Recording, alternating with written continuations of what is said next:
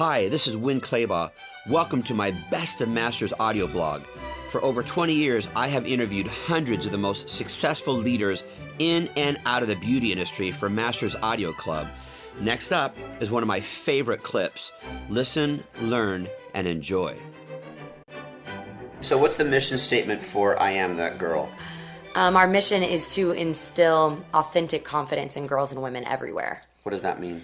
To me, it means that girls know who they are and what they stand for. I mean, in layman's terms, I realized that the more I started going to girls' organizations and the more that I saw there's this epidemic of a facade of perfection and nothing really to back it up behind it. And I mean, more than anything else, it wasn't just that I was seeing this in other girls. I was seeing this in myself.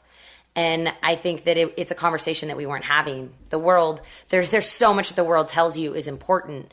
And actually, through my experience in Survivor, really when I was stripped of everything that the world says important, no one cared what my hair looked like and, you know, my lack of makeup and, you know, the shoes and the clothes and the Abercrombie boyfriend and all these things that I took so much pride in. All of a sudden, I didn't have anything. I had one outfit. And it was me versus Mother Nature. And it was very humbling. And more importantly, I think through that experience, it was the first time I ever met myself. I mean, because I didn't even know who I was. When you took all those things away from me, I didn't know what I stood for and what I was going to do in this lifetime. And so I started talking to other women and just realized that we were all struggling with this and that it was kind of like an epidemic we weren't really talking about. That, as I said before, we're being lied to, that we're being told all these things are really important in life, and the reality is they're not. And so the more I started having these conversations, the more passionate I got about sharing a message of, okay, let's redefine what our very narrow definition of beauty is right now. And that was part of my passion to inspire these girls of this authentic confidence. Okay, well, I'm going to ask you about that definition of beauty that you kind of came up with, but it seems like a lot of people who get involved with an organization or especially are the founders of some type of an organization or campaign or movement have a story to tell. Is that... Yeah. Absolutely. They're involved in raising money for cancer awareness because they had a bout with cancer or whatever. I think for me, growing up, I modeled from a really young age. So I definitely fell into that trap of thinking that who I was being beautiful and that that's what I did really well. And that so much became a part of my identity that I didn't really have to develop the other parts of my personality. And I'll never forget when I was 17, going into my agent's office, and I'd just been accepted to college out in California.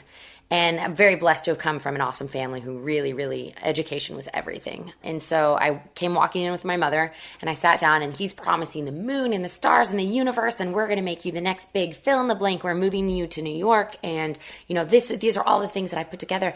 And I remember sitting there for a moment, I kept glancing at my mom because I was like waiting for her to be like, that's just not going to happen. She's going to school. But she never spoke up. And I'm so grateful in retrospect because I finally had to do it for myself. And I think that was a decision my mom wanted me to make for myself. And I finally looked at him and I said, listen, I'm so grateful. And already these past few years, you know, have been amazing with you. But I'm not going to go to New York. I'm going to go to California and I'm going to go to college. And there was this long silence. And I'm thinking that I should be getting accolades for being 17 and being like tempted so greatly and like walking away. And instead he looks at me and he said, you are a waste of effing prettiness. And I was like, wait, what?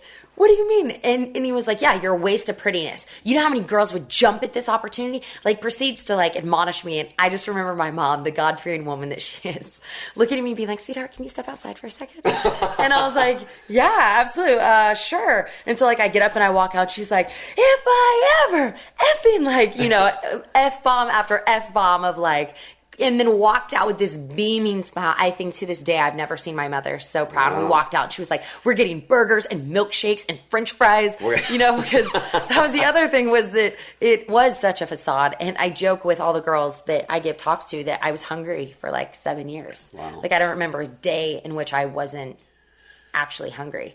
And so for me, I think that that's what it boiled down to is, you know, for the pretty girls, then that's all you are. You know, you don't have anything else to offer. And then for the not pretty girls, you don't even get to be in the race, you know? And so for me, I was just like, what is this definition? It's so myopic and it misses the whole point of what I think truly makes a woman beautiful.